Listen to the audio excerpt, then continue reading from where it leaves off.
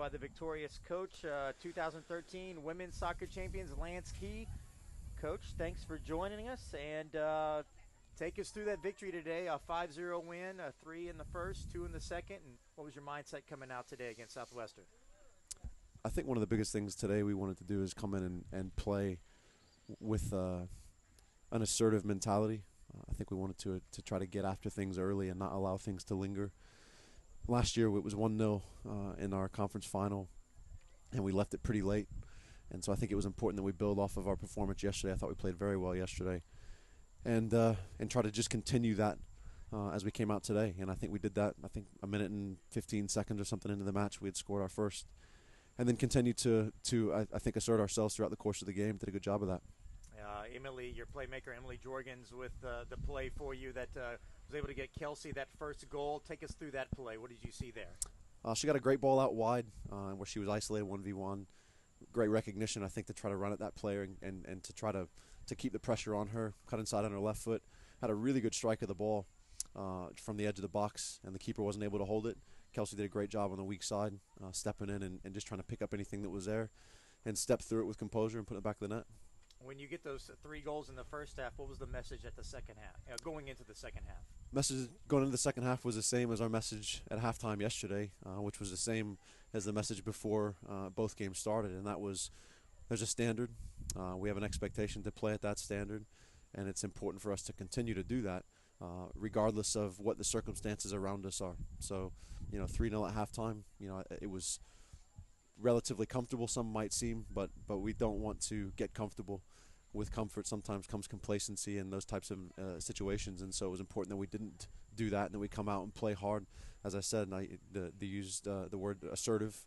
That was something we talked a lot about over the course of the last week is asserting ourselves, and there's things that we do well, and there's things that we have to really work on in terms of having some deficiencies, and that's the reality of anyone in any circumstance or any environment. So we know that, we recognize that.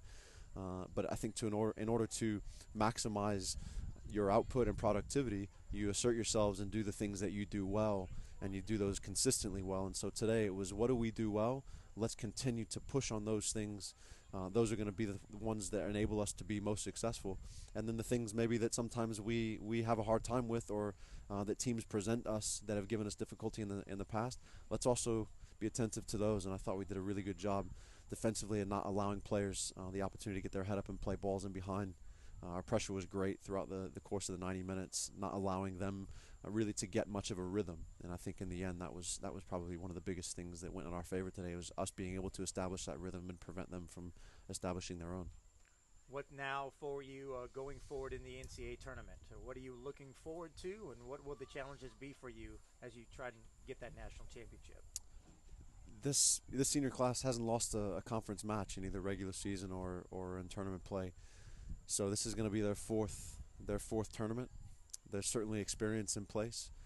What we do with the experience, I guess, is what matters most, right? Come tournament time, we all know very well that we have one opportunity, and the NCAA is going to make a decision over the course of the next 10 or 12 hours going into tomorrow when they come out with the final decision, the final bracket pairings.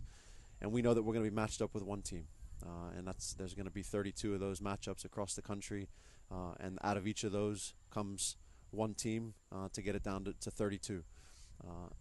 We can't look to 32, we can't look to 16 or 8 or 4 or anything else. We look to one round, and that's what we have. And once we figure out what that is and where we're going to be, then we'll start to prepare ourselves to that specific environment. However, we know that we've got some preparation for ourselves that matters most for us, in spite of what those variables might be. And I think over the next few hours, we continue to communicate with our players and talk a little bit about what that's going to mean. That's what we're going to talk about is controlling the things that we can control. There's a lot of things that are outside of our control when you're dealing with a selection committee and 64 teams and a bunch of different sites. None of that is within our control. We did what we could today and yesterday to put ourselves in position to get the AQ. Now that we have it, it's preparing us for whatever it might be, and we just can't predict that.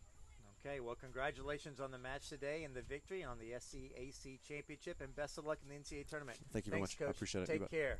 Thanks. Lance Key of Trinity. Thank you again, Coach. The Southern Collegiate Athletic Conference, a conference of good sports.